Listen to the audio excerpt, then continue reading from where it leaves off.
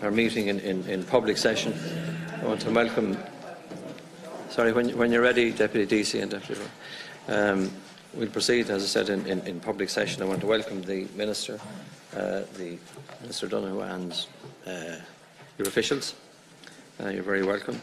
An issue has arisen in relation to today's meeting and to the business of the committee, and it arises from an invitation sent by the committee. It was a unanimous view that the Secretary-General should appear before the committee. We sent an invitation and set out a number of dates that would be convenient for members. I think there was 5 or 6 dates given.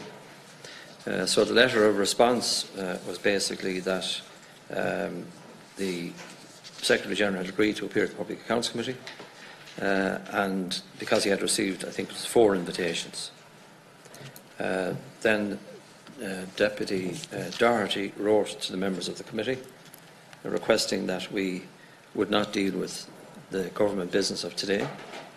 I think that's fair, isn't it? Suspend the meeting until such time as we had clarification as to the attendance of Mr. Watt at this committee.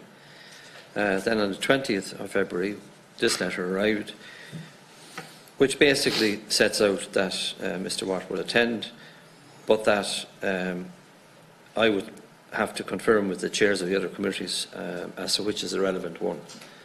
And we've had a discussion on it just before you came in, because it's an item that was going to arise, and it's felt by the members, Deputy Doherty and his letter, that Mr. Watt should attend. This is the committee that is part of our brief, is to examine his department and the Department of Finance. So that's where we stand. I think we want to put it to you, Minister, that... Just to clarify, I do not agree with the proposal. No, I'm just saying that Deputy Doherty made the proposal. So we're discussing that proposal now, and yes, Deputy Deasy did not agree with it. And I didn't want to suggest that. It was a matter of Deputy Doherty's letter. So the proposal is that Mr. Watt will come, that we will get a date, that hopefully it will be in the next week or so. I think that's been fair to him. He already knows this. And you're an ex officio member of the Select Committee, and we'd like to hear your views on it, Minister. Unless Deputy Doherty, do you want to expand on that? I'll just make it very simple. I think it's regrettable that it's come to this. The committee has unanimously agreed 3 weeks ago that the General Secretary of the Department, which we are the Select Committee on Finance and Public Expenditure, that he would come before the committee, that we would gain a deeper understanding in relation to the role of the department and its oversight of major capital projects. After initial correspondence, it was indicated that he would not appear before this committee, or dates weren't suitable. We provided, I think, between 5 or 6 suitable dates that we thought he could accommodate. We also asked that Mr. Paul Quinn appear before the committee as well. And today we have no acceptance of any of those dates, and indeed a letter of conditionality which places an onus on the chair of this committee to adjudicate as to the appropriate committee. I think this is very simple. We are elected members of the Oireachtas Finance and Public Expenditure Committee. We have agreed that the General Secretary should come before us. The General Secretary should come before us. It shouldn't be without condition. And on the basis that we haven't got that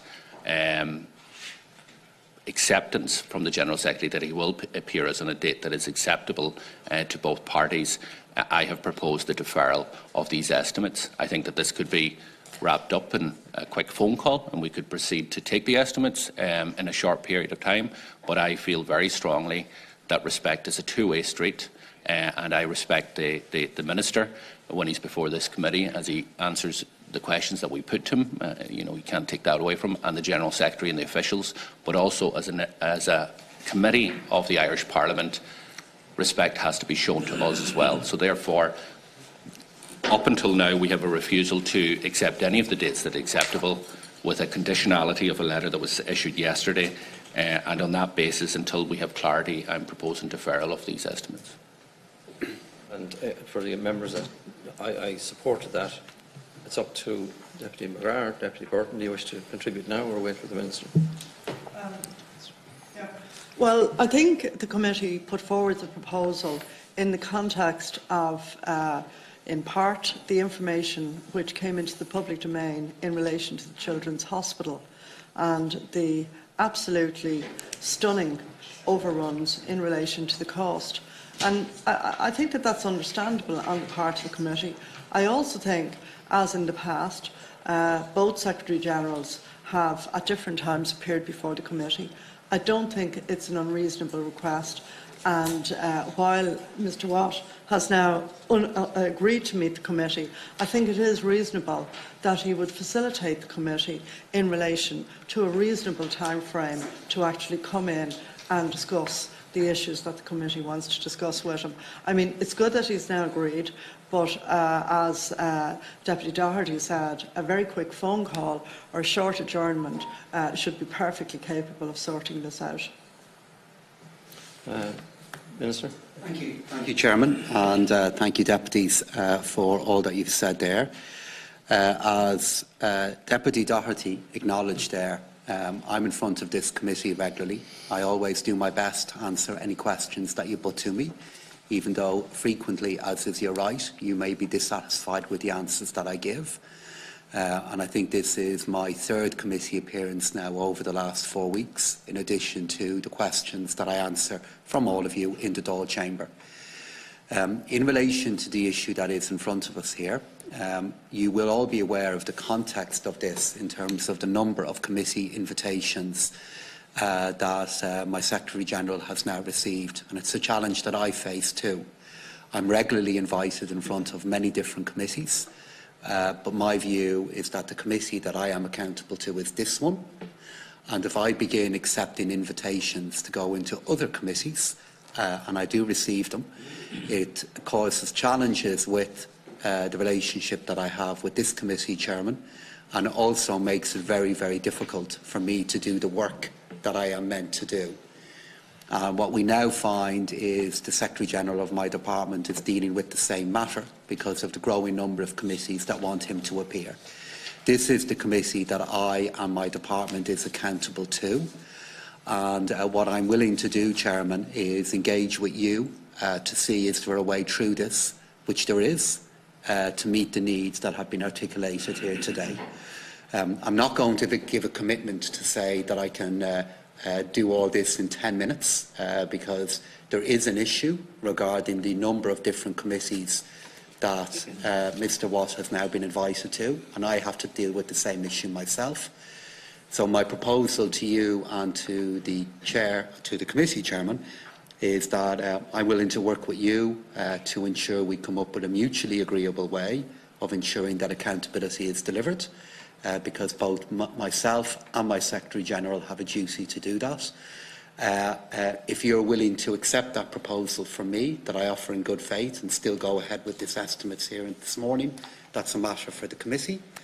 If you're not willing to do so, and you want this matter resolved before the estimates are taken, both I and my Secretary-General will commit to coming back to you promptly in terms of how we resolve this. Deputy Doherty, you want to respond? Well, look, I'm in favour of the latter, because we have been at this now for 3 weeks, and we haven't got a satisfactory acceptance from the General Secretary of the committee. So I do think that with a bit of will, and there was a bit of movement in the letter yesterday, but it was only a bit, that this can be resolved. There's no reason why these estimates need to be deferred longer than a short period of time. They should be taken today. But I would make the point, given that we have, as a committee, unanimously tried to facilitate the Minister and the official, Mr Paul Quinn, to come before the committee, and we have been unsuccessful. And you know, I didn't want to take this action. I've spoken personally to the General Secretary in relation to this matter. We are an Oireachtas committee. It is the department that is accountable to this committee. He is the General Secretary. There should be no question, none whatsoever, when unanimously a committee asks a General Secretary to appear, he should be willing to appear, especially when we go and we all have our own schedules and we all have our own demands, and we collectively agree, between 5 or 6 dates in a period of 3 weeks that we're willing to facilitate. So I would encourage that I would suggest that we defer, that maybe the Minister, if it can be resolved by a phone call, that we can come back promptly and deal with it. And if not, then we need to defer to another day. Well, Chairman, I'm not. I have the utmost of respect for the multiple competing pressures that all colleagues have around this table. I appreciate that, and I know the many duties that all of you have. I am committed to resolving this, but I am committed to resolving this in an orderly way. I'm not going to walk out of this committee and create an expectation with you, Chairman, that this can be done in a minute. That's not the case. The challenge that we do have here is we have the Public Accounts Committee, and you, as a former chairman of that committee, will know the particular status of that committee as well. They want to see my department in front of them. You want to see them. The Department of Health and the chairman of the Committee of the Department of Health is speaking in similar tones about my department, and there's one other committee that wants to do the same.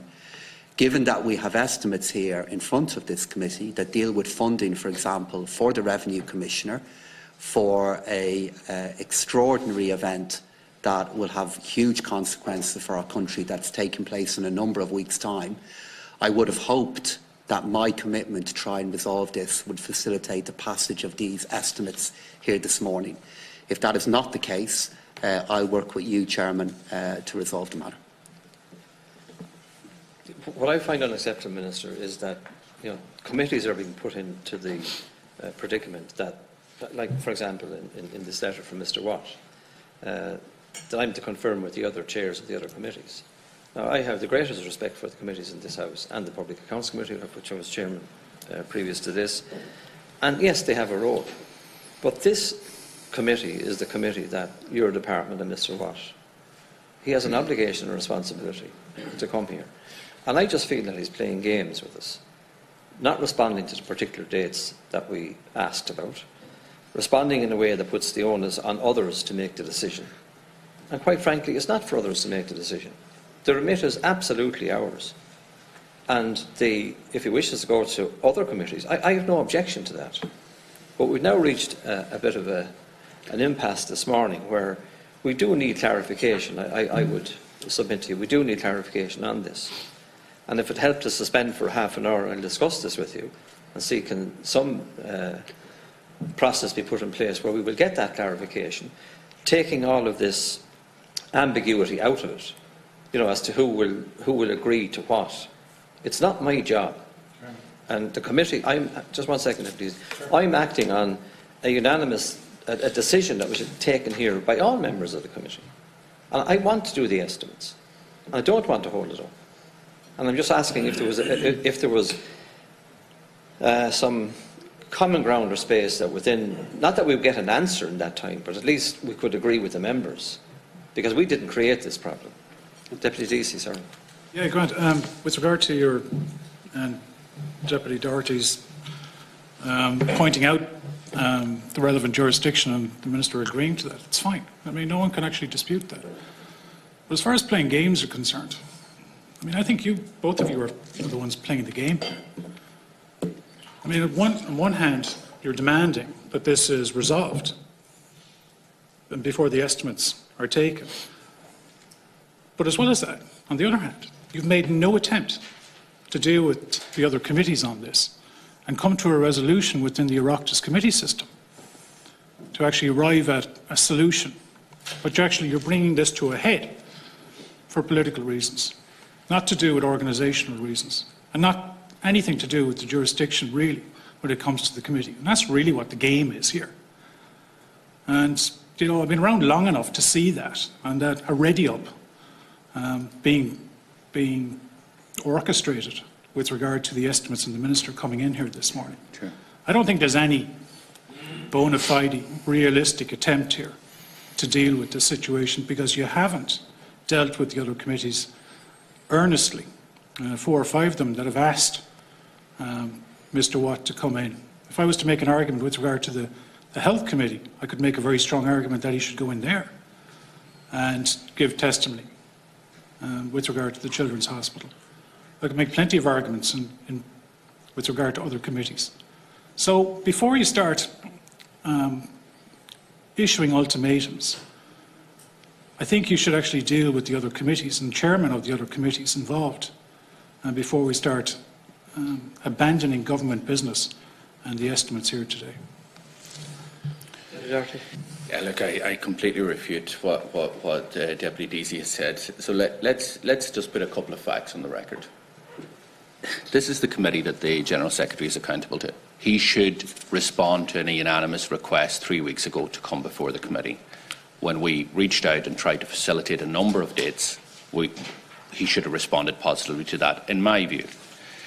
The request which came from me to the committee that he appear before this committee was accompanied by the suggestion that we actually invite the Health Committee in at that session to deal with the issue of that there should be no duplication or repetition, because the General Secretary is obviously accountable to our committee. So the suggestion that we are not in any way working with other committees is absolutely nonsense, and if the Deputy was aware of the full facts of here, he would understand that.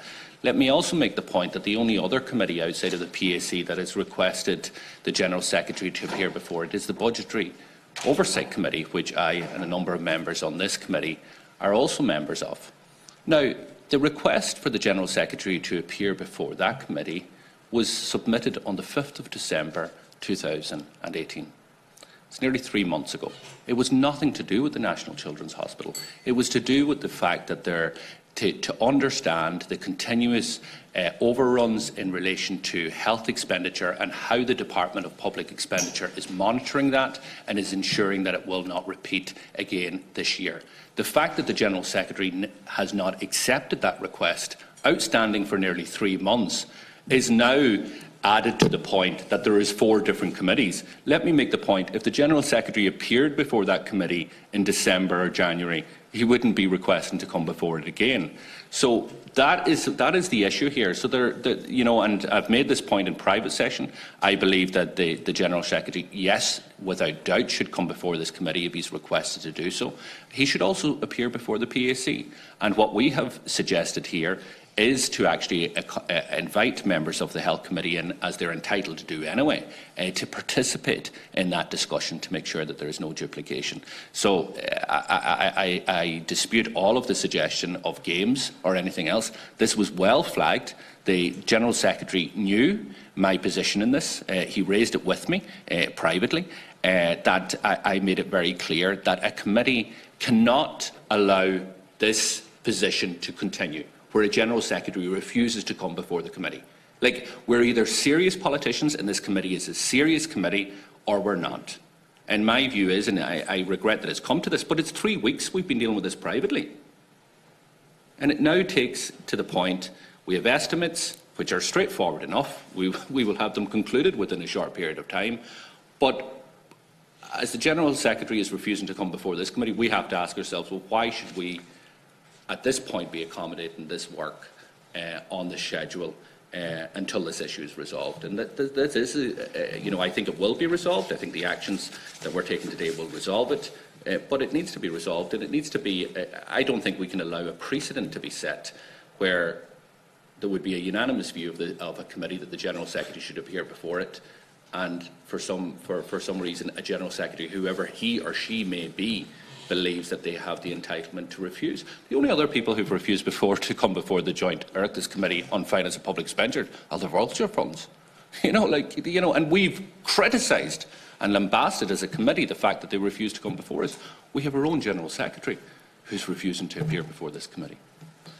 Just to be crystal clear, the Secretary-General has said he will come in front of this committee. Crystal clear on this, Chairman. He has said, the Secretary-General has said he will come in front of this committee.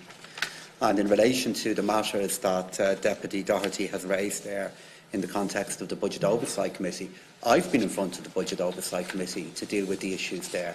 I'm the person who is politically accountable to the Oireachtas and to you. And you, Chairman, used the language there a moment ago of common ground. That is what I am working on the basis of.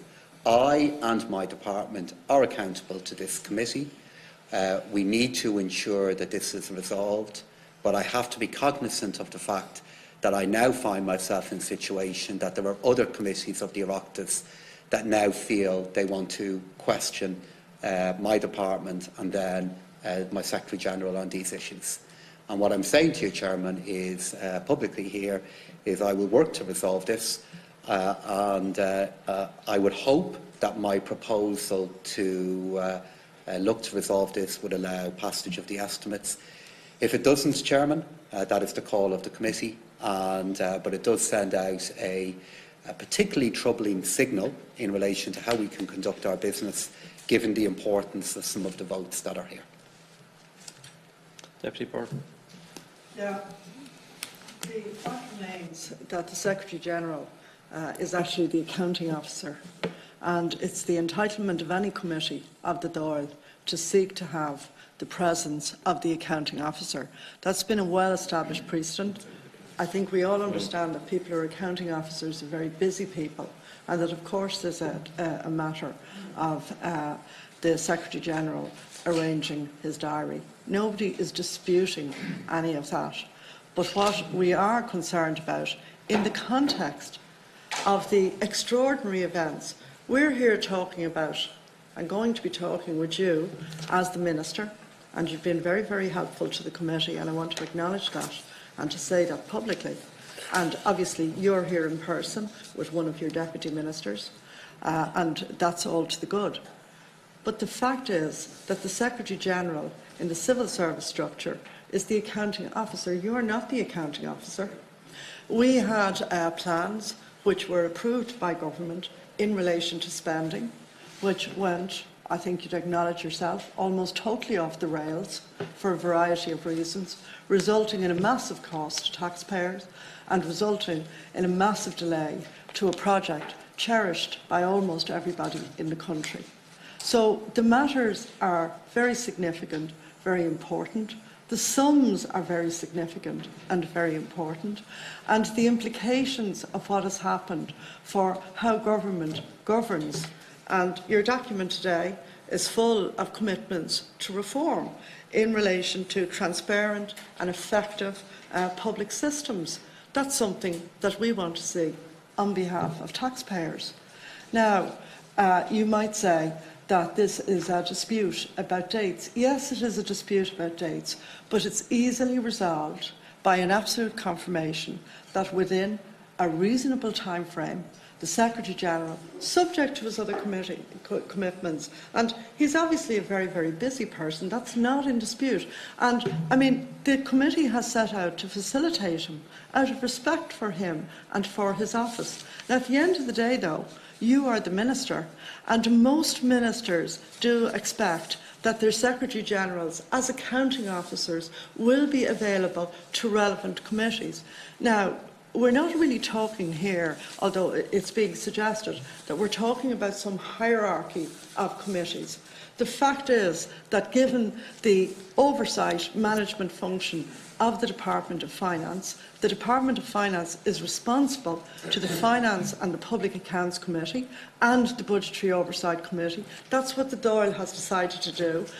We all have to live with that. You have to live with that as Minister, but so do the Secretary-Generals. And we're asking for a reasonable arrangement of availability on the part of the Secretary-General. Otherwise, a precedent is going to be set which would be really bad for our democracies, which would be that Secretary-Generals would feel empowered to actually, let's say, either defer over a long period of time or perhaps even refuse to meet the committees of the Dáil for which, in terms of their accounting officer functions, they are actually responsible.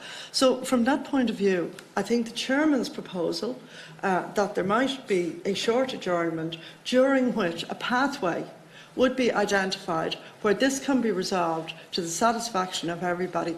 I think the Chairman's proposal is an acceptable proposal, and I think it's a sensible proposal. Sorry, Can I clarify one thing? Very point of order.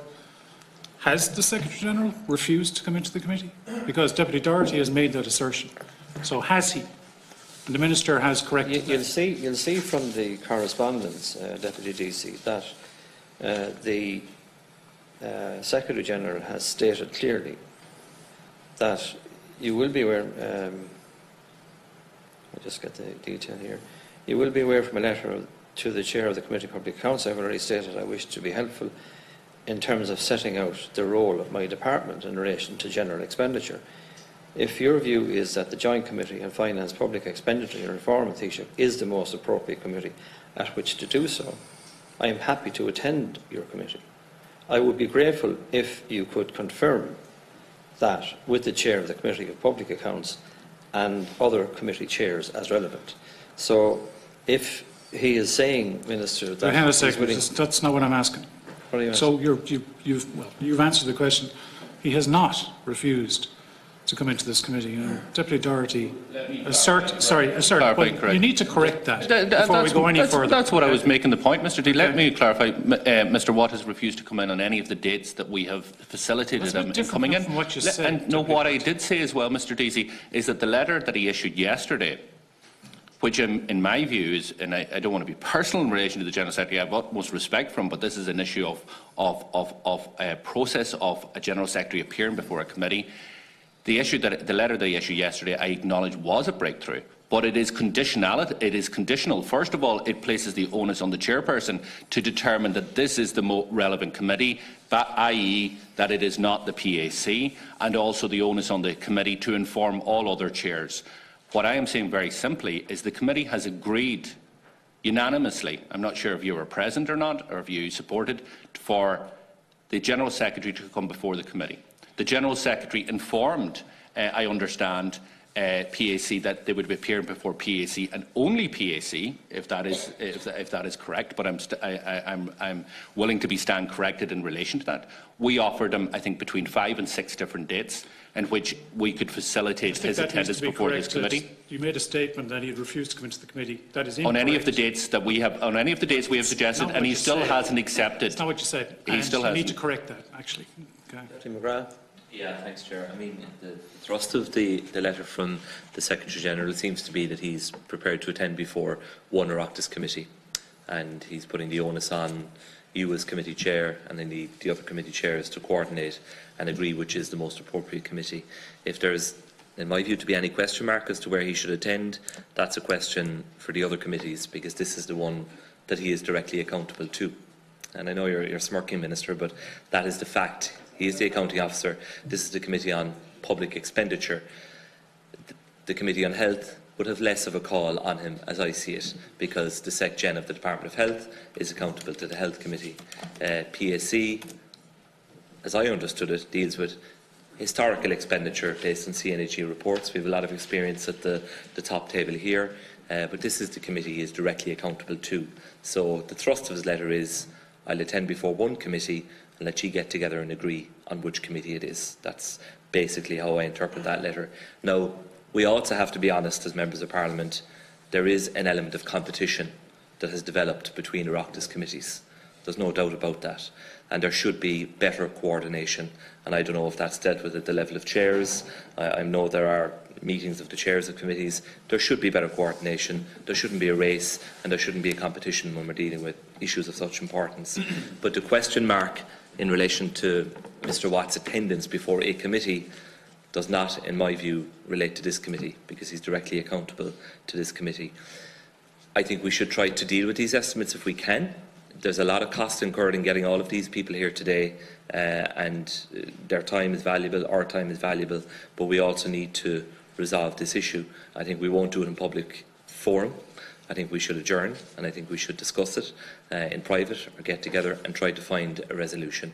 What I'd like to know from you, Minister, in public is, one, is it the position of your department that the Sec-Gen should only attend before one Oireachtas committee? If we had that on the record, that would be helpful, if that is the position of the department and of your Sec-Gen.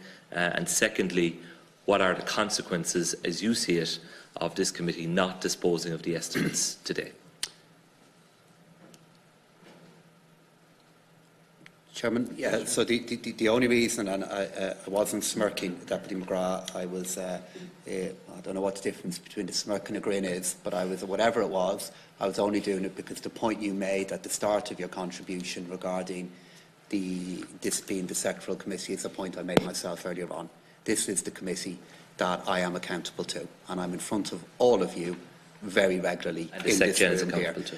And my department and the Secretary-General is accountable to. And I have said that on a number of occasions. And I have said when I came in here that the Secretary-General has agreed to come in front of this committee. But we do find ourselves in the situation where there are other Oireachtas committees that also feel that he is now they're entitled to question him.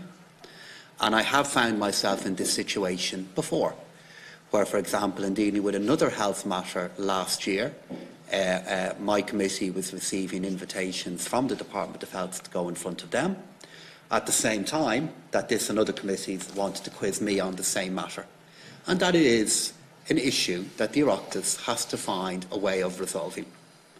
And to Deputy McGrath's point, it is unlikely that we're going to resolve that this morning.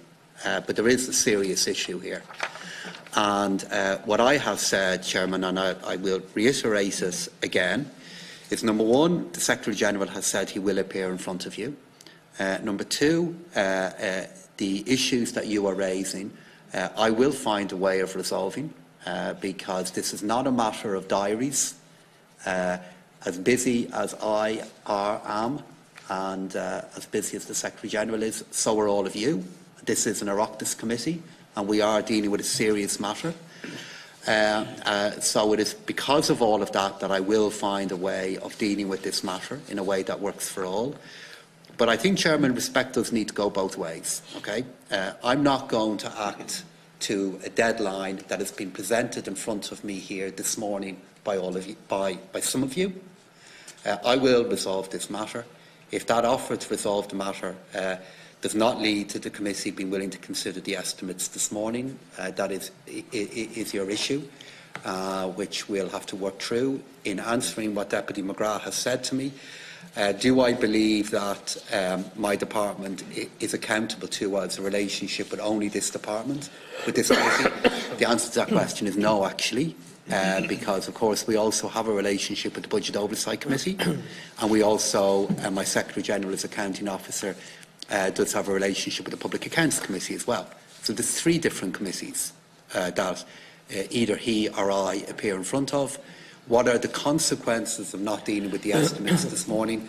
Understanding orders, we do have some time before these estimates have to be disposed of, because, again, in the statutory environment in relation to this, we do have the ability to spend up to 4/5 of last year's expenditure before these estimates need to be disposed of. That's just the facts in relation to this.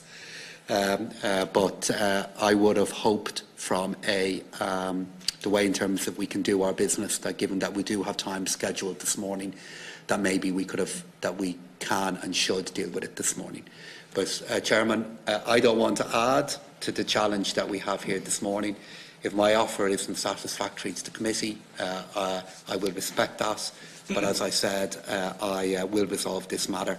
But you have to respect me, that I'm not coming into this committee this morning and responding back to a deadline that you've set here this morning.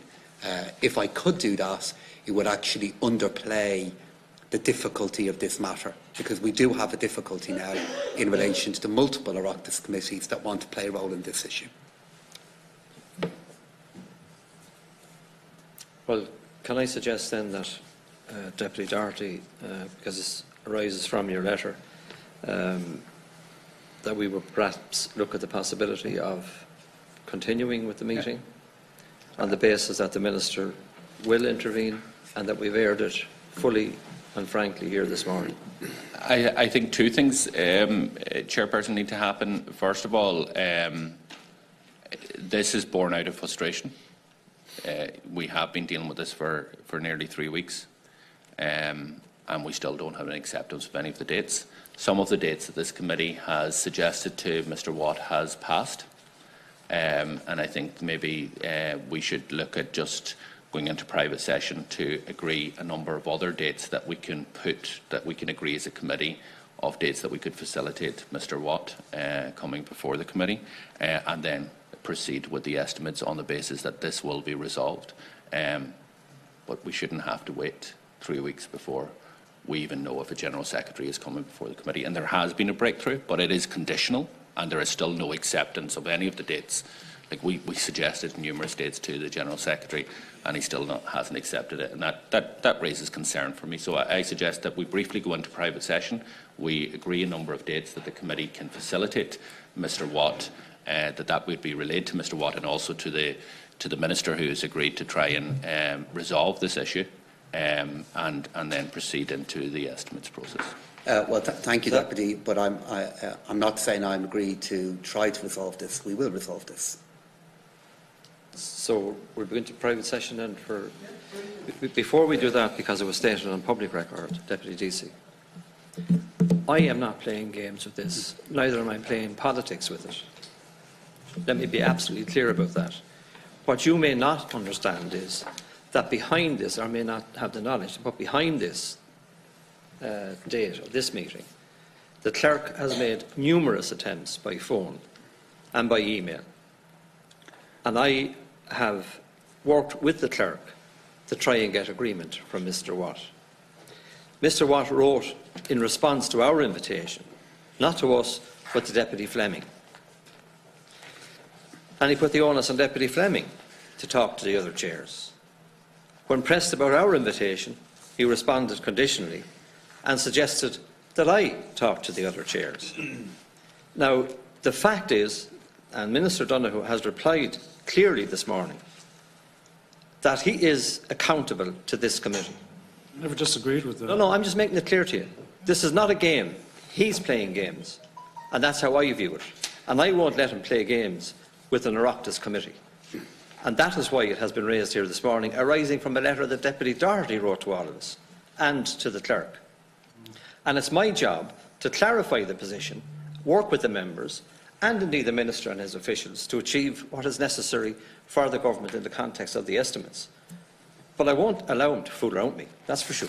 And I won't allow him to attempt to make a Chairman, as far as I can see, committee. no, there is a political game being played here. This is selective memory by a couple of members of this committee with regard to what's said and what isn't said. The reality is that on the other side of what you just said, there has been no bona fide attempt by the committee to organise and deal with the other committee chairman, with regard, as Deputy McGrath suggested, to actually just deal with this definitively. So you can't, on one hand, deal with what you just said in isolation, and in the other, ignore the realities of a system of Oireachtas committees that actually are competing almost for jurisdiction in this regard. And that's the problem here. So I don't need to be lectured with regard to jurisdiction, what's happened, what's been said and what hasn't been said. I've been on the Public Accounts Committee often enough to know that people try to hijack jurisdiction all the time, as Deputy McGrath alluded to. So, no, actually, there's two sides to this. And if there was an honesty with regard to dealing with this affair, I would agree with that and go along with your assertion. But I don't, because I know how things actually operate around here.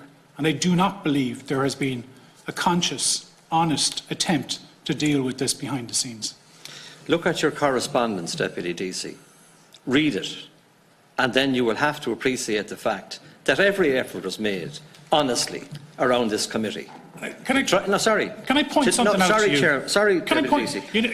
To deal with this matter. And the question has already been answered by the Minister in that it is the remit of this committee. I don't mind what other committees attends. I just want respect in dealing with the correspondence issued on behalf of members to departments. That's all. Can I point something out to you? A member of this committee, within the last 15-20 minutes, made an assertion that the Secretary-General refused to come into this committee. It's been refuted. You helped with that yourself. You made no attempt to actually correct that, or ask the member who actually stated it to correct it. You need to deal with this even-handedly. And you haven't been, with regard to this entire conversation. I'm the one who actually had to put a point of order down to actually try and correct something that was frankly false. Deputy Doherty answered you. You need- As I As chair, understand it, you he need to said step in here he's- with regard to what is actually the fact and what isn't, and I don't think you have. Well, you see, And that's an you example of presented it. what you heard Deputy Deasy as fact, and Deputy Doherty presented what he declared I as have made fact. the point. You're two that mature politicians. I have made. You don't I have to be led made- by the hand by This anybody. narrative, all right, is I think one we've made way, a decision. and it needs to be. Look, I have made the, let me just, because Deputy Easy's raising this, I have made the point and I have corrected my position in this. The General Secretary has refused to come in before this committee on any of the 5, I believe, or 6 possibly dates that we said that we could accommodate them. I made it clear that there was a breakthrough in terms of the letter last night. I believe it was in response to the letter that I issued, and also the fact that he had acknowledged that there was a suggestion by myself that we would take this course of action in relation to government business. I have acknowledged that there is a breakthrough, but it is deeply conditional, and he still has not accepted any of the dates that the committee have done. Now, that being said, we had moved to a position where we were about to resolve this. And that's what this was about, and that's what the clerk, the chair, and members of the committee who were involved in this over the last period of time wanted to do. And this isn't just about this issue. This is about precedent. This is about making sure that a General Secretary who's the counting officer for an Oireachtas committee, regardless if it's the Health Committee, the Agricultural Committee, the Finance Committee, should appear before the committee if they are asked to by that committee within a reasonable time. That's what this is about. It is bigger than the issue at hand. Now, I believe that we were finding a way forward, that we could move on and deal with the estimates, which I think won't take that much time. And I propose that we do move into the private session, agree a number of dates that we can relate to the General Secretary and the Minister in a way to ensure that this is resolved and that meeting can be facilitated as soon as possible. Chairman, I do have to come in on 2 points. I just want to reiterate again the fact that, number one, the Secretary-General had agreed to come in, and I have now made a commitment to resolve this matter and ensure that we find a way of moving forward on it. Number two, there is an issue of precedent here as well, which the Oireachtas does have to reflect on, which is there are multiple committees that believe that they now have a role in this issue. And the way this committee is now speaking about this matter this morning, and you are the committee for whom the accounting officer and I am accountable to, doesn't get away from the reality that there are other committees who also believe they have a role to play in this. And thirdly, Chairman, you made the assertion a moment ago that the Secretary-General of my department is playing games with you or the committee. I want to categorically refute that. Secretary-General and I take our responsibilities to you and to this committee exceptionally seriously. And any idea that he is playing games with you as a member of the Oireachtas or with this committee is not the case.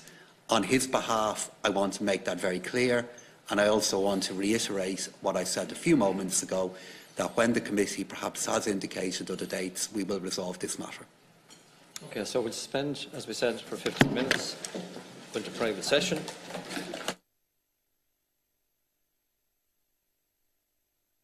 It's our 28th of February and the 5th and 7th of March, and we'll notify the Secretary-General accordingly.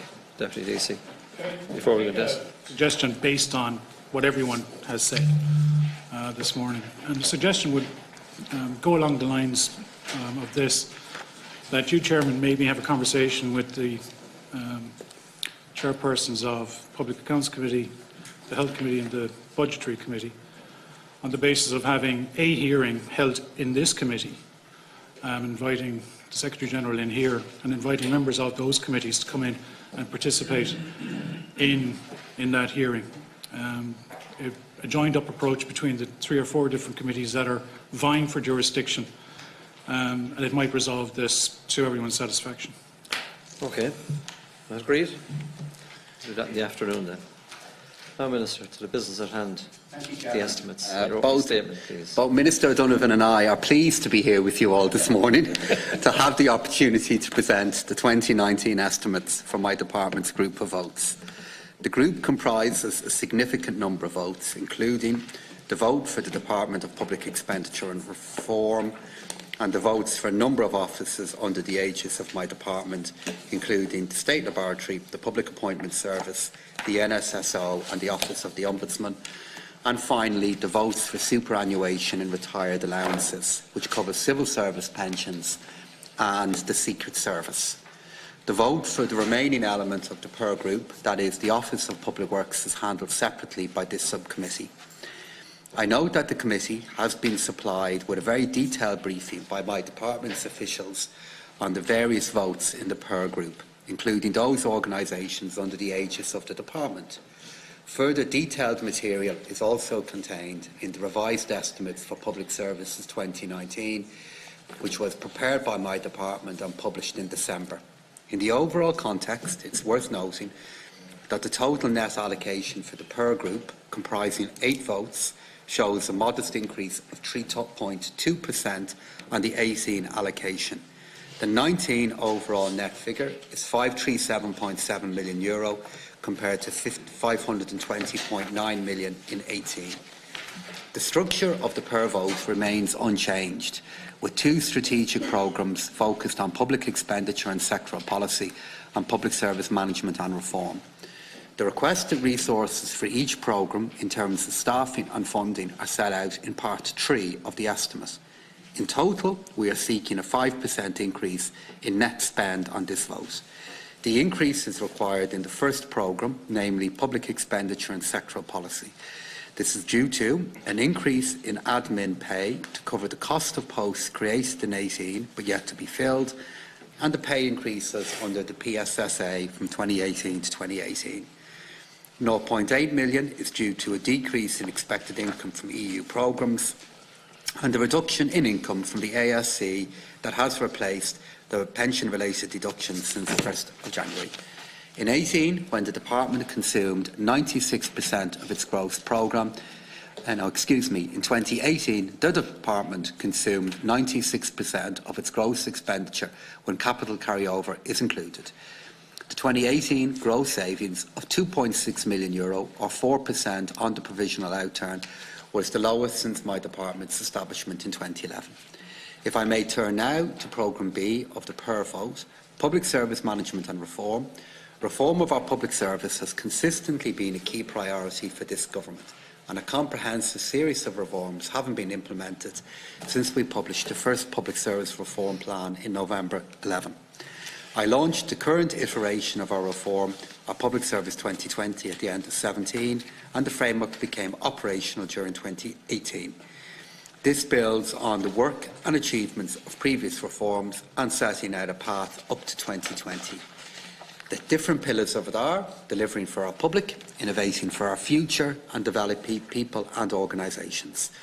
One of the key considerations of the OECD in their assessment of Ireland's second public reform plan up to 2016 was the next phase of development for the Irish public service must focus on innovation. To this end, our Public Service 2020 contains a number of firm commitments to champion a culture of innovation across the public service. €500,000 has been included in my department's Reform Agenda Fund on a pilot basis. This money has been set aside as a resource to incentivise public service bodies to fund or co-fund innovative projects. My department will be seeking applications that encourage the use of new technologies, create opportunities for new partnerships, strengthen our ability to innovate and develop solutions across different government departments. These will generally be for small projects, but we want to see what we can learn. As Minister for Public Service and Reform, I recently introduced the first public service data strategy. This looks at how we can store and manage large amounts of data. In parallel to this, the Data Sharing and Governance Bill, which my colleague Minister O'Donovan dealt with in front of the Oireachtas last night, aims to create the legal basis for the governed sharing of non-sensitive data between different government bodies. We recently achieved first place in the European Commission's Data Maturity Assessment for the second year in a row. This looks at 8,000 different data sets that cover a range of areas including housing, water quality, statistical and geographical data. Access to official and open format non-personal data supports more effective decision making. It's essential that we continue to develop our digital services to meet the needs and expectations of people. An important element of how we will do this is to accelerate the digital delivery of services, which is covered in our Public Services 2020. Key to doing this will be having the right people in the right departments to do it, and that is why we are working with civil service HR departments to, in particular, look at how we can continue to professionalise ICT in our civil services, and we recently introduced the first ever ICT specialist programme. In addition to progress in public service reform, we have a wide range of different reform programmes. They're covered off, Chairman, in the address that I've already shared with your committee, so I'll just touch briefly on them. Where we are in our data sharing and governance bill, where we are, Chairman, in relation to improving the use of data, and I've already touched on the work that we have in our open data strategy. In relation to equality budgeting, our spending review, equality budgeting is an area that continues to be important to me, that I'm working with Minister Sapone on, to look at how we can develop and generate more data in relation to the impact of equality budgeting on more government services. In my Budget 19 speech, I announced that I intend to expand this to further develop, in particular, gender budgeting elements. And what we are doing to do that is, in the 2019 revised estimates volume, we're looking at particular spending streams to look at how we can develop new objectives and indicators. And I'm very serious to looking at how we can make more progress on this area. 2019 will mark the third and final year of our current spending review process. We've now published over 50 different papers, and I'm pleased now to hear much of these papers being used now in public debate in relation to government spending. We're moving into our third year of that to look at how we can develop a more robust database in relation to the effect of government spending. To conclude with the area of Brexit, clearly this is going to be the key challenge that we need to manage now in the coming weeks. The Omnibus Bill, which the Taoiseach will be publishing on Friday, includes 15 different areas across 9 government departments. But it's worthwhile acknowledging to say that the Department of Public Expenditure and Reform doesn't actually have a legislative section in that bill that sits with the Department of Finance. But that being said, I will be appearing in front of different committees to brief members on the respective sections of the bill, but I know that all of the engagement that I'll have with the committee on that will sit on the finance part of the bill. Thank you, Chairman. Minister, just to be helpful, the second statement, do you want to do that now, or would you prefer to wait? For the public expenditure section? The finance one. I know there's separate officials, but if we could do the lot in one round, I think it would be more efficient. Do that now? And maybe what I'll just do, if we're going to do that, is I might just touch on some key elements as opposed to going through the entire speech. Because we issued that to you yesterday, and I'm sure you've read it. I shared the statement with the committee there last night in relation to it. As you know, the Department of Finance is split into 2 broad areas: Economic and Fiscal Directorate and the Finance and Banking Directive. The opening statement that I shared with you said how it's split down into different areas, and we had some explanatory text in relation to the different work that goes on in each area, but I know the committee will be familiar with it. I think the only point in this part of the text that I would highlight is that we have had now for quite a while Brexit coordinators at PO level across all different divisions of the department. In relation to the actual finance group of estimates, in relation to the key figures in this, we have an increase of €23 million, or 5.7%, and the vast majority of this increase sits with the Office of the Revenue Commissioner, where €21.7 million of it relates to additional staffing and investment, nearly all of which is to deal with the approaching challenge that we will have on Brexit. In terms of the Department of Finance vote itself, It is a vote of €41.1 million, of which €10.5 million is provided for the fuel grant scheme for disabled drivers that my department continues to administer. In relation to vote 8, that is the Office of the Controller and Auditor General, this is dealt with in a single programme. They're completely independent of my department, and the vote that they have for this year is €8.65 million to allow them to continue their work in relation to auditing and overseeing 290 sets of different accounts. Maybe I'll just dwell in a bit more detail on the Office of the Revenue Commissioner. Their work is always instrumental. Last year they collected €54.6 billion. We saw, for example, the audit and compliance section yielded €573 million, which in turn yielded 17 different criminal convictions and led to the publication of 754 cases published on the tax defaulters list. For 2019, Revenue requested a budget element of allocation of €378,580,000, which is an increase of 6% on their 2018 net estimate. 3/4 of that budget relates to the need for an increased employment ceiling for 6,384 staff.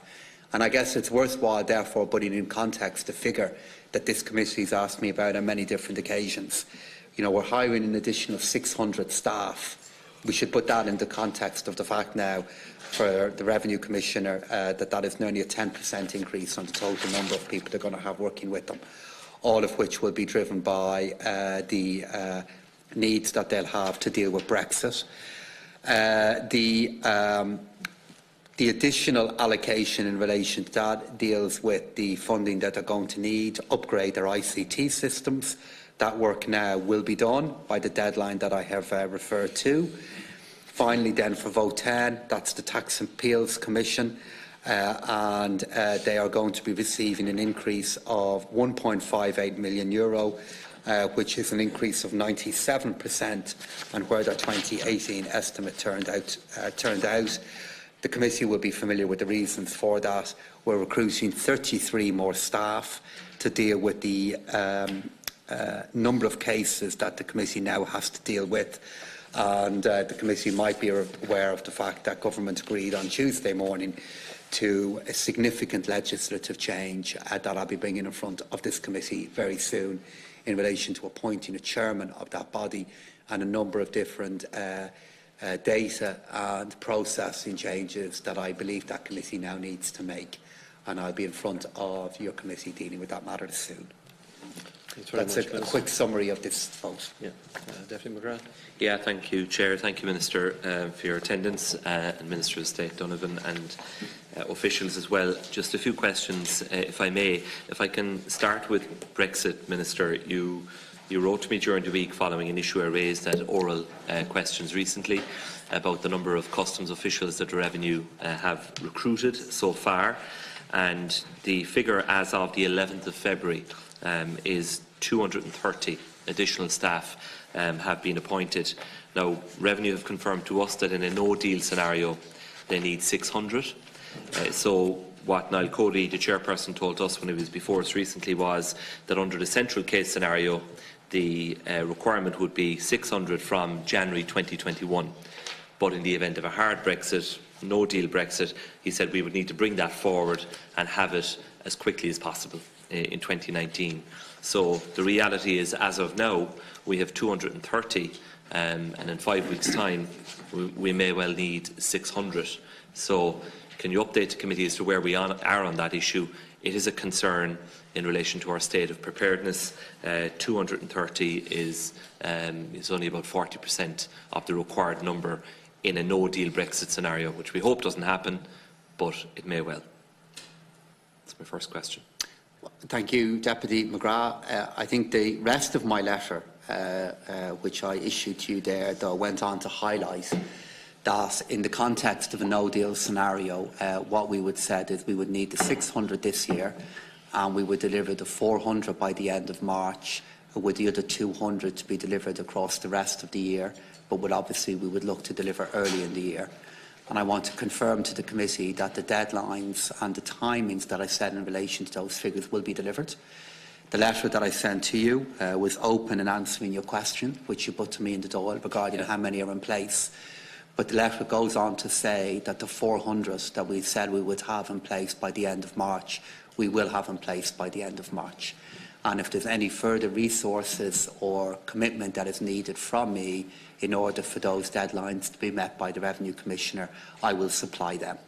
Sure, but do you accept that the revenue requirement in the event of a no-deal Brexit is 600 staff, not 400?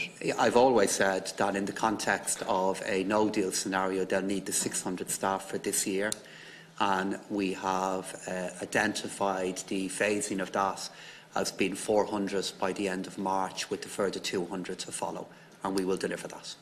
And how quickly would the 200 follow in the event of We'll do it as soon as is needed. What is very different to what I had indicated to all of you across last year is there was a very high level of demand and very high level of interest in doing this work.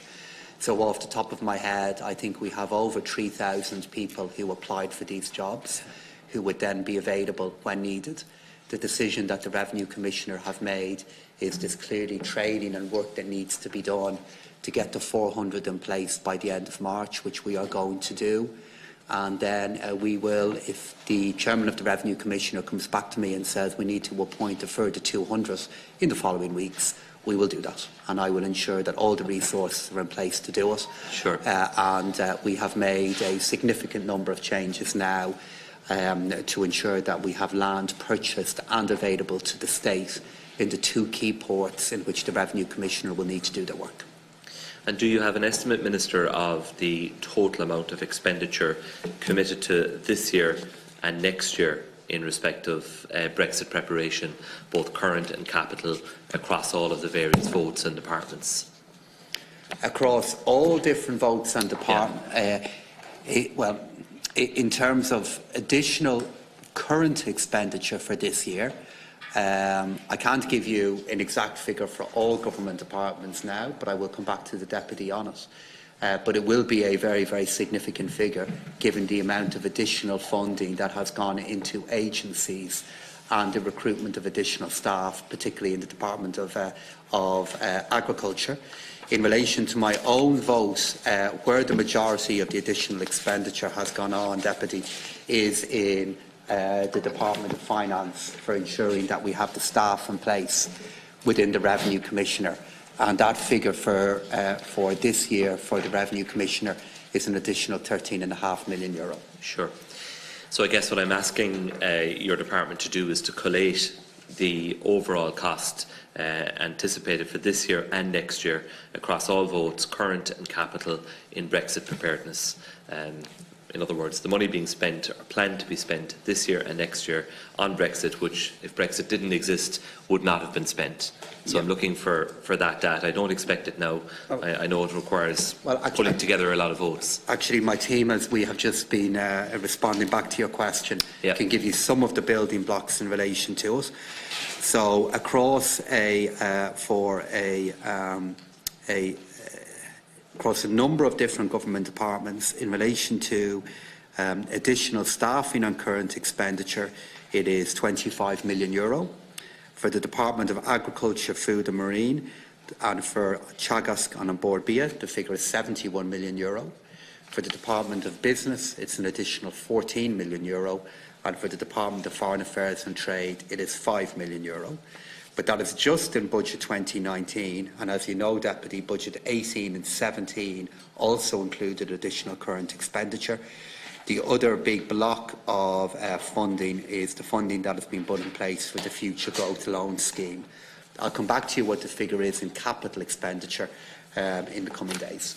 Okay, so just to recap there, so on current expenditure, the Brexit-related expenditure across departments in 2019 is 115 million, if I'm doing my sums correctly, so 25, 71, 14 and 5. And you said that there would have been previous expenditure as well in 2017 and 18. Do we have any estimates of that? I don't have that in front of me, Deputy. Okay. But to be more specific, what I'm saying is the increases in current expenditure that build on other increases in government expenditure that we would not have made for 19 is at least 115 million euro. Yeah. But what we will do is, if decisions need to be made now in relation to the coming weeks, and I've given you the example of the Revenue Commissioner, if further needs develop and I need to make further resources available, I will do that. Because I am very conscious of the fact that when we move into the end of March in a no-deal scenario, because of the uniqueness of this event, I do believe, despite all the preparation we have put into getting ready for it, developments and changes will happen that are very difficult to forecast at this point. And as we move through the coming weeks, if my key agencies, particularly the Revenue Commissioner, come to me and say they now need to do things differently, Sure. new issues have emerged, I will respond very quickly to the issues that they identify. But you will revert to the committee on the total picture of current and capital. What I had suggested was this year and next year, but if you could also report what has been spent in 17 and 18, that would be very helpful. Just a couple of other questions, Minister. In relation to resources, you spoke about the Tax Appeals Commission. You've given significant extra resources. I know you have a report with a series of recommendations. Do you believe that those recommendations, if implemented, will deal with the backlog, which is an unacceptable backlog? It is taking many years for individual cases to be dealt with. That's not acceptable. And secondly, the Financial Services and Pensions Ombudsman, they too have a significant backlog. It's taking between 12 and 18 months to deal with cases that go for full adjudication and investigation. And I understand that they have made a request for sanction for some additional resources, which do not require exchequer expenditure because it's funded by a levy on the industry, but sanction is required nonetheless. So if you could look at that issue. So just on those 2 points, Tax Appeals Commission and then the Financial Services and Pensions Ombudsman. So, in relation to the Tax Appeals Commission, and we'll see if we have information in relation to the Ombudsman question you put to me, yes, I am confident that it will make a big difference to the list of appeals that I accept is too large at the moment and needs to change. And the reason why I believe it will make a difference is the additional current expenditure that I am making available here, or current resource that I'm making available here, is to hire more case managers. So there will be more people available to manage cases, and then in turn, by managing the cases, this will then reduce the number of appeals that are there. I know the Deputy is well familiar with this matter, but what I would say in context of the Tax Appeals Commission is a good chunk of the issues that they are now dealing with are legacy issues that they did receive when their work was transferred from the Revenue Commissioner to the Tax Appeals Commissioner. But that being said, I wouldn't be putting in place such a massive percentage increase in this organisation if I didn't know it was needed. I have met the commissioners myself and I've dealt with them on this matter, and we're also looking to put in place some other office facilities to in turn allow these case managers to do the work. In relation to the question you put to me on the Ombudsman, I'm going to have to come back to you on that. Yeah, okay. Just two final points, and I'll offer them together. One is just on the question of insurance costs, Minister, and while we have some oversight in respect of motor insurance premiums by virtue of the CSO data, we have no such data when it comes to employer liability and public liability. So we're relying on anecdotal evidence, we're relying on feedback from individual businesses, community groups, sporting bodies, festival organisers and representative bodies as well. And it seems that we have a very serious problem in this space. Any business that has significant public footfall, pubs, nightclubs, the leisure industry, play centres, some of them are being put out of business, and it is a significant factor, unfortunately, in the closure of some businesses, and many more are saying that they too are in jeopardy if the trend on insurance costs continues. So we have the Cost of Insurance Working Group, we have the report of the Personal Injuries Commission, we have the Judicial Council bill which, as I understand it, passed second stage in the Shannon some time ago, is awaiting committee stage. We need to deal with the issue of award levels, Minister, and can you give a commitment that government will prioritise the passage of that legislation so that we can have guidelines issued to the judiciary in respect of what are appropriate awards, and also on the question of the Garda insurance fraud unit. So I understand your colleague Minister of State Deasy met with the Commissioner some weeks ago. The Commissioner confirmed he didn't want it to be funded by the insurance industry. I can understand and accept that, but it needs to be funded and it needs to be set up. So can you give any comment on that? And then the final question I have, Chair, just relates to the issue of VAT on food supplements. If you can take the opportunity, Minister, to update the committee on your discussions with the revenue on that issue, because time is ticking. Today is the 21st of February. On the 1st of March, a very significant change is due to come in, with standard rate of 23% being applied, which would have a very detrimental impact on many of those businesses and indeed on the consumers that they serve as well. And the position of revenue, as stated many times, has been that the concession applied to, I think, minerals, vitamins, fish oils. I have seen multiple revenue determinations, including screen grabs from the revenue website. They've been taken down since, where they have given a determination that other food supplements were zero rated too. So there has been a real lack of consistency on this issue. But the bottom line is that change on the 1st of March should not go ahead. And I'm asking you to give an update on that too. Thank you, Chair. Thank you, Chairman. Thank you, Deputy. So just in relation to your 4 different points there, you've already acknowledged there the amount of planned legislative change that is underway. I think what would be key in that is the fact that the Central Bank's Information Database Act was enacted last year, which I believe will make a contribution to dealing with at least our understanding of this issue, which in turn will help with dealing with the issue that we have in relation to premia.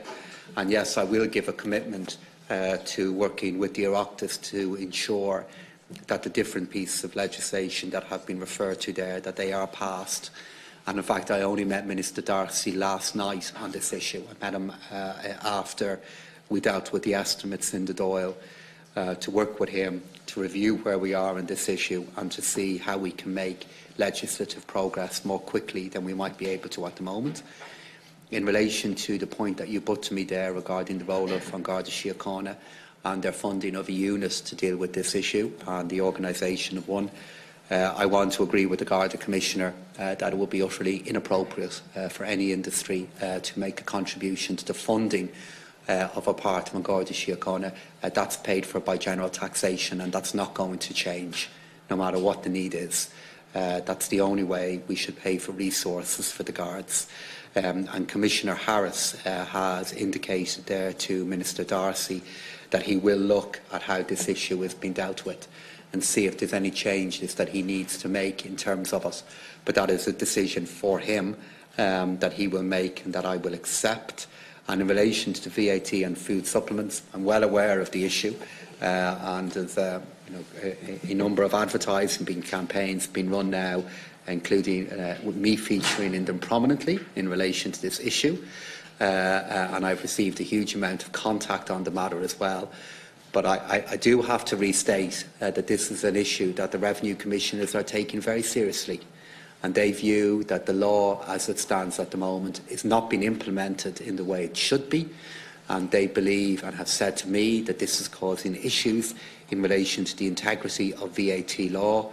And though I am aware of the business concerns that this is causing and some of the consumer and health concerns that are now being raised, and myself and the Revenue Commissioners are working with each other on this. But whatever decision they make in relation to this matter, I will be accepting, because I'm not going to go down the path of the impression being created that I can issue direction to the Revenue Commissioner in relation to how they implement law. That is not the case. And so we'll be working on this issue on that basis across the coming days.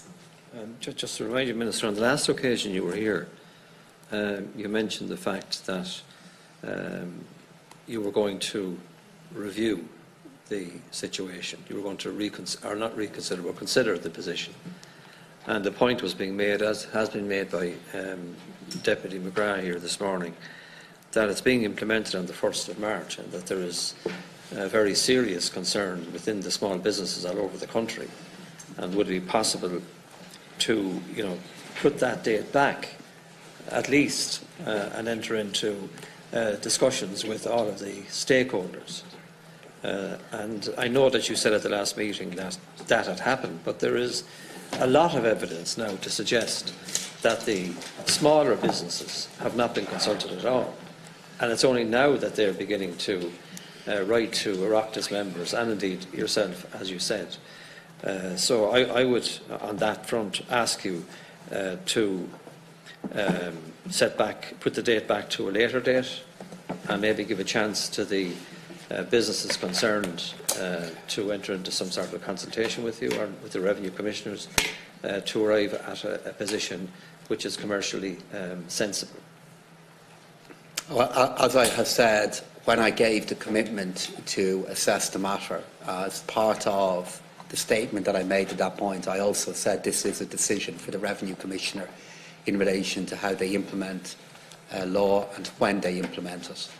I said that then, I've said it in the Dáil since then, I'm saying it here again this morning. Consultation that takes place is in relation to how policy is developed. The Revenue Commissioner then play a unique role in deciding how it is. Consultation takes place in relation to consultation to the development of policy, but the Revenue Commissioner are the only body who are then charged with implementing it. But as I said to you, Chairman, I am aware of all of the array of issues that are now being raised here, but there is work and a decision that is only for the Revenue Commissioner to make. And they're aware that this debate is taking place today. They've received a lot of contact on the issue as well. And in the remaining period of time that is open, we will just see, is there a way in which this issue can be dealt with? Okay, just on the figures you gave, Deputy McGrath, the extra costs in each of the departments relevant to Brexit, that first figure of 25 million, are these, what department is that? The others are agriculture, business, foreign affairs. Yeah, so I would imagine, Chairman, that these are the departments that were not listed that in the other figures that I gave you. So I listed Ag, Food and Marine, Business and Foreign Affairs and Trade, and I've already given you the figures for my own two departments. So I imagine this is the rest of the government departments. Is that staff or is it other costs? That would primarily be staff and any ICT costs. So the technology costs are included in those figures? Yeah, but where the majority of the technology costs sit is in the Department of Agriculture and in the Revenue Commissioner. Okay. I would anticipate the IT component of the other figures is very low in comparison to this. Okay, and finally, the committee here is doing a piece of work in relation to insurance costs. On the back of the report that we already produced, because of the fact that we have significant, I suppose, evidence being brought to us that people in either the taxi, haulage, business or indeed individual car insurance are not experiencing the type of reductions that are being flagged in the various newspaper reports on it. So we'll probably at some stage be sending that to your department for your comment on it, but we are continuing our work on the subject. Okay. All right. Thank you. Deputy Doherty. Thank you, Chairperson. Minister, welcome yourself and all of your officials. we're running out of chairs there for a minute. And I appreciate the fact that we've taken both estimates together and that's why we have both departments. Requirement for officials to change, and you can just... Yeah.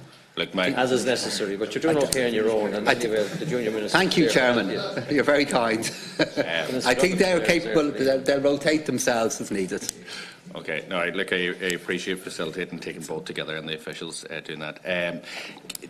I'll be brief with some of the questions that I have, and I want to pick up just on some of the issues that have been raised both by Deputy McGrath and by the chairperson.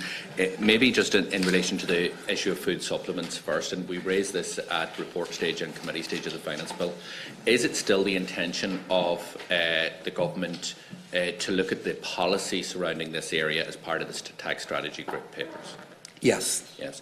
In your view, would it be helpful recognising the independence of the revenue commissioners if the date was deferred until that review was completed? See, Deputy, if I give an answer to that question, how is that consistent with the recognition that you have just given of the independence of the revenue commissioner? How is that consistent? So that was a great question. Okay. That was a great question. I Deputy. appreciate that. Really great. It was short and loaded. Because on one hand, what you said is, I want to agree with you that the revenue commissioner is independent. And then, Minister, will you agree that if they defer their date, that will be helpful? Well, How do you think that would go down in Dublin Castle? Well, okay, I recognise the independence of the revenue commissioners, but let me, and I've said before, I really respect the revenue commissioners. I think they've done an excellent job. They're one of the few institutions that came through the whole crash with that we're able to stand up and say we have pride in them in terms of what they've done, particularly in recent years. But can I ask you the question this? You're 100% right. They interpret policy. It's our job to set policy. Has work begun in relation to the policy around the issue of VAT in terms of food supplements? We were in the early phase of doing it because, as you know, the target date for the TSG papers is the summer. Yeah. So we had begun the early work in doing that, yes. Well, I want to make this point and then maybe jump to another issue which is the similar point. Would it be appropriate, in your view, to actually cut out from the tax strategy group review the issue of the food supplements and actually have that as a standalone part, i.e. that maybe that could be accelerated and could assist the revenue commissioners in relation to their determination of when they actually implement this decision of theirs in terms of the 23% VAT? Is that possible? The short answer to your question is that yes, it could help. But the challenge that we have is this is a very, very complex area, and you know this. Yeah. The difference between a VAT rate in an ingredient and then the VAT rate in a product that is processed that includes the ingredient is a world of difference in terms of what the rate is. And yes, we are seeing if there are ways in which we can do this work even quicker than we had been originally planning. But that being said, we had been aiming to have this work done by July anyway, as part of the TSG papers, which is pretty soon.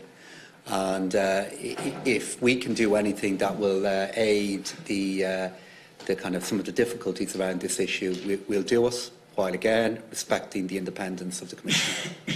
Okay, well look, I think it would be, and I recognise that the issue around VAT is deeply complex, but it would be helpful and something I would support if that analysis could be brought forward and may result in the revenue commissioners looking at the time frame.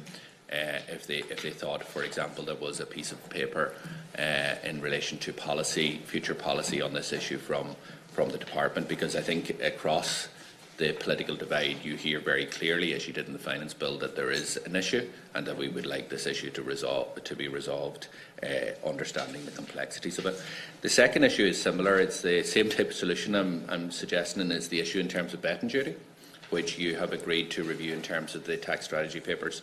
You'll be familiar, and your officials will be familiar with the fact that since the budget, there has been a number of closures of independent bookmakers across the state with the number of job losses. We have the first payment due in April in terms of the excess duty. Mm-hmm. And as we discussed, and I'm not going to rehearse it again, they told us that this would put some companies to the wall. They have made now an agreed industry proposal that is being examined. My issue here and my question to you is that I genuinely believe that needs to be carved out from the tax strategy group papers, because July is too late for that industry. Many of these bookmakers are trading at a loss. Their banks are breathing down their necks and saying you can't continue to make these losses month after month, and unless they can indicate, and all they can indicate at the minute is the government is reviewing this issue as part of the tax strategy paper, unless they can indicate at an early stage that there is a serious potential of change in legislation on this, then they will close. Some of them will close. So I think certainty needs to be brought to this, and if there is any way, and I believe that this is possible, that this issue is dealt with prior to the tax strategy group papers, then that should be done. Yeah. For example, if this could be dealt with in April or May, it would give that certainty to some of those bookmakers. Well, they would still have to incur those losses over 2019. At least they would know that in 2020 that there was a different scenario that may arise. So I would encourage you to look at that option. Thank you, Deputy. We are now evaluating the further proposal that was put to us by the industry, and we are in particular evaluating whether it is consistent with EU VAT directives. So we have received a proposal, and that is actually being looked at as we speak. And only this week, my officials in this area met a company that has been one of the lead voices in relation to the issue. So the work in this area is further advanced in terms of the TSG process, and that's in line with the commitments that I gave to this committee. As to whether I would be able to make a statement in advance of the tax strategy group papers, that will depend on the work that we do and whether we can establish if there's a different way of dealing with this issue. I am aware of further closures that took place in January, Deputy Doherty. But as of yet, it has to be established to me whether there is a link between the closure of those businesses, which of course is regrettable, the introduction in this levy, given the fact that across all of last year and the previous years, we have seen much closures in independent bookmakers. That's true. And I have to establish if there is a link. So yes, we are further advanced on this issue than we would be on other matters in the TSG kind of world. Will I make a statement on it in advance of the TSG papers? It depends on whether the work that we are doing at the moment will yield a scenario that we think can work. I'm not going to be flippant in dealing with this matter, Deputy, because we're talking about people's livelihoods, and particularly the livelihoods of family businesses. But I do want to just briefly make a point that I made to you in the finance bill, which is like every time I go to consider a tax change, I am warned that that tax change is going to have very negative consequences for every sector that it affects. And Deputy, if I was to listen to all of those warnings all of the time, I'd never be able to make a tax change, right?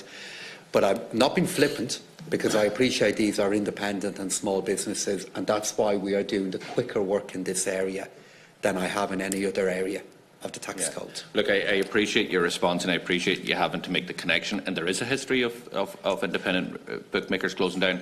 I understand that certain books and audited accounts have been made available to yourself, or at least your officials, which you can verify the connection between firms that were already struggling and couldn't survive even with the old regime, never mind with the new additional 1% that has been placed on them. So that connection should be easily enough to establish. Look, I hear what you're saying, and let me just finish by saying this here. If the state aid, if that issue is resolved, and obviously that needs to be teased out in terms of which I believe it can, because there was no levy online up until a couple of years ago till we passed legislation.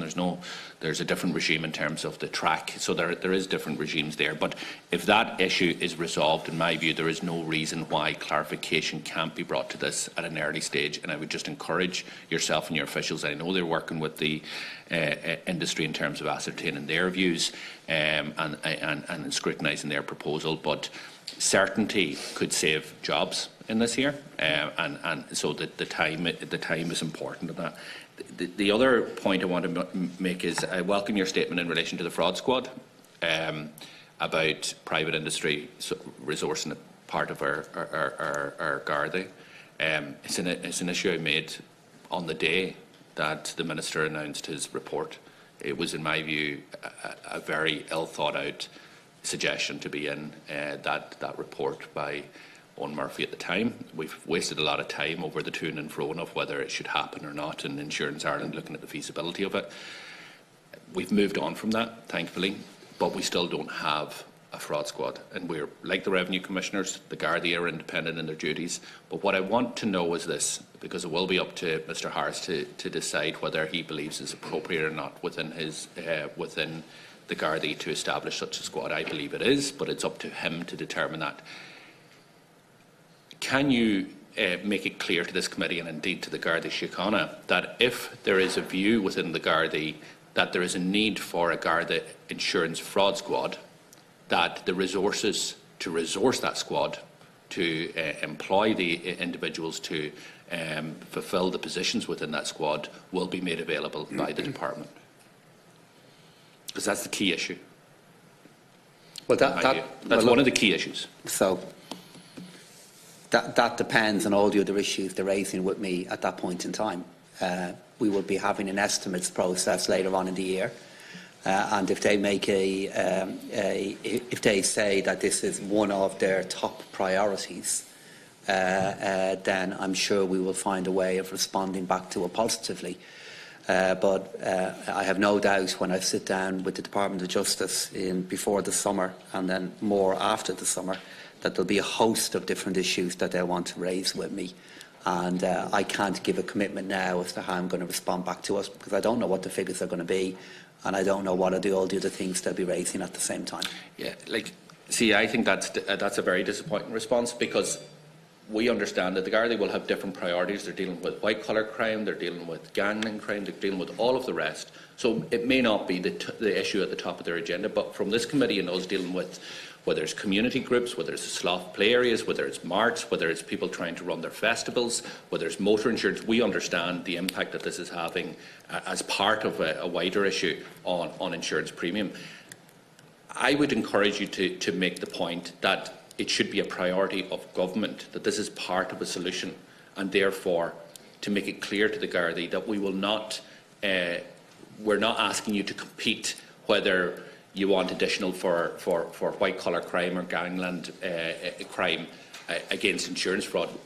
It should be saying, look, we understand that there is a need for additional action in terms of insurance fraud, and we will carve that money out for you up to obviously a reasonable standard. You're not going to, employ 500 people to equip this, but we will make that available to you as a ring-fenced budget outside of trying to say, well, that has to come from issues on other matters. And I think that's where your response is disappointment, Minister, because it is a priority, and everybody says it. The Minister's telling us all the time that this is one of the big issues. Well, look, as I've said, I'll respond back positively, I'm sure, to whatever are the recommendations that come from the Guards on this and other matters. I'm just making the point that when I sit down with Minister Flanagan, he has lots of priorities that he wants to see funded. But if the Guards come back to say this is a key area that they want to work on, and if the Department of Justice support them on that, I'm sure we'll make progress on it. Can I ask you, in relation to the issue of Brexit, we're 36 days away, the increase is a 6% increase in the budget of the Revenue Commissioners. Do you believe that that's an appropriate level of increase in the context of a no-deal Brexit, and particularly given that there has been no agreement as to how the issue of the border will be dealt with in the context of a no-deal crash-out scenario? The only statements we have really from government at the time is that difficult conversations will have to be had with the European Union. We don't know the outcome of those difficult conversations, and we're hearing from the European Union that the integrity of the single market will need to be maintained, and the border will be an EU frontier. So do you believe that this is appropriate to deal with all scenarios, including the outcome of those discussions with the European Union after a no-deal scenario, which we all hope won't materialise? Yes, I do. But if the Revenue Commissioner come to me to say that there are additional issues that are developing and further work that needs to be done and resources that are being made available, I'll respond back to that quickly. Because we are going to be in a completely new territory in the context of a no-deal scenario, and I do expect that there may well be things happening, particularly in our supply chains and in what would be an utterly unprecedented period that may mean the Revenue Commissioner need further support. And if they do, I will supply that to them, and I'll come back in front of the Oireachtas and explain why. You've outlined to the committee the additional support in terms of Brexit contingency, which is 115 million. There will be need for additional supports in terms of sectors if there is a no-deal scenario. But can I ask you in relation to regions, has the government or have you have looked at the issue of regions? We hear from all of the experts that there are particular regions in the state that will be particularly affected. The South East is mentioned as one of them, and the North West, Donegal, has been mentioned as the other. Is the government and is the department looking at additional support for regions to be able to counterbalance the effects of a no-deal scenario of Brexit? We've already taken account of the regional dimension of a no-deal Brexit by capital decisions that are already happening. So, for example, the opening of work on the N4, which is happening tomorrow, is a project that I gave higher priority to in the context of what Brexit could mean for the northwest of Ireland. And that is the best example and the biggest example of how we have made changes in our capital plan to try and deal with the effect that a Brexit will create for different parts of our country. In relation to current expenditure, again, yes, we have, and this is why Minister Humphreys at the moment is launching the regional enterprise plans. And I think on Monday we will be launching the regional enterprise plans for some parts of our country that will be particularly affected by Brexit. So we have already done it, and the key feature of Budget 2019 that I still think will maybe make more sense as we move through the year is we're increasing capital expenditure by between 22 and 24%. And if there was every year in which we're going to need to do it, it's this year. The final question I have here, and I have to go to the Dáil chamber, unfortunately, in relation to the outputs of the department for 2018, one of the outputs was, and the achievements was the agreement with Apple in relation to the transfer of their funds into an escrow fund. What is the total amount that's in that escrow fund at this point in time? It's just over 14 billion now. 14 billion. And that includes the interest? Yes, it does. Okay. And we are satisfied that the design of that, which will accrue interest in the future, which will build over time, if the case were to be lost in the European Union, that an Apple were to have those monies transferred back to them, that there would be no cost to the Exchequer? Yes, we are, but much of the reason why this took so long to do was to design an account that would minimise any future loss that we could face. This is an area that we have to continue to work on with Apple in relation to how that will happen. So it's not guaranteed that there is no loss?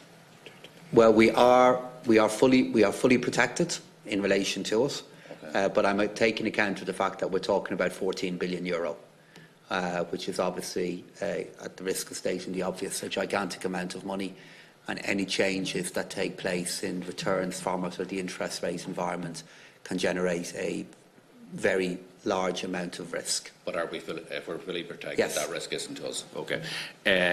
The final question I have in this here is that have we had any indication from the courts as to when the case is likely to be heard?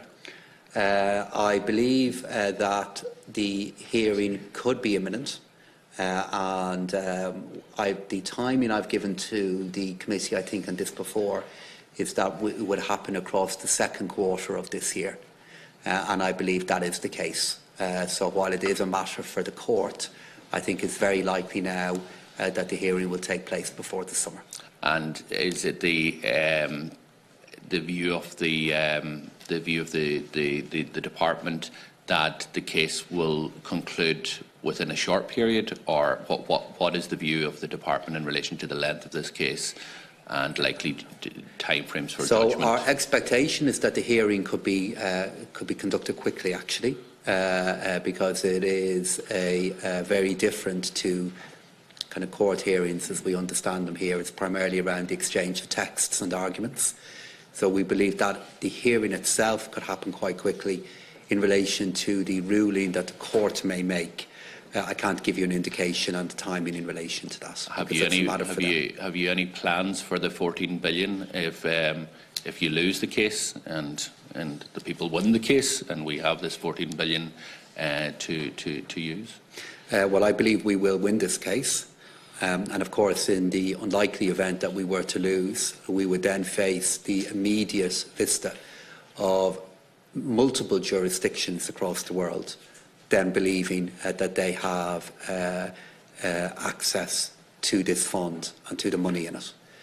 So I don't believe in any circumstances that I can see at the moment that the state would be facing into a huge amount of additional money that we might be available to the state. Has any European finance minister made that point to you, that they will, if you lost the case, that they will make a claim in relation to some of the 14 billion that the European Commission believes should have been paid to the Irish state for many years? They haven't said it directly to me, but it's not the kind of issue that other finance ministers come up to me on. They don't come up to me about a case I'm expecting to win and then say, in case you lose, we're going to be lodging an appeal for some of that money, Deputy. But I have no doubt at all, given the statement that the Commission made about the matter, that in the event of us losing, we would face multiple claims in relation to how that money would then be spent. You don't agree with the statement that the Commission made, because they also told us that it was our money.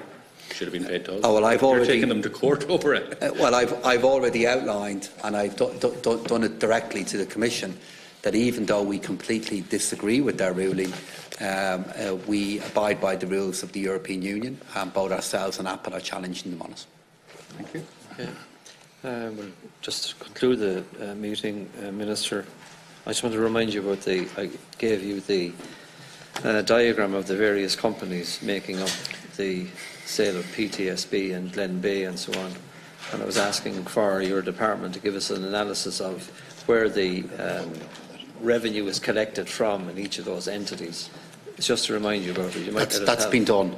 A comprehensive note on it. Yeah, we're doing it, and we've been engaging with the Revenue Commission on it. How's Mr. Donovan getting on? I'm fine, Chairman. How are you? Fine, okay. Is he okay? He's nearly completing his apprenticeship? I'm harking back to my days in the PAC. I'd be lost without Minister O'Donovan and Minister Darcy, Chairman. Right, we finished our consideration of the revised estimate and for votes 11, 12, 14, 15, 17, 18, 19 and 39.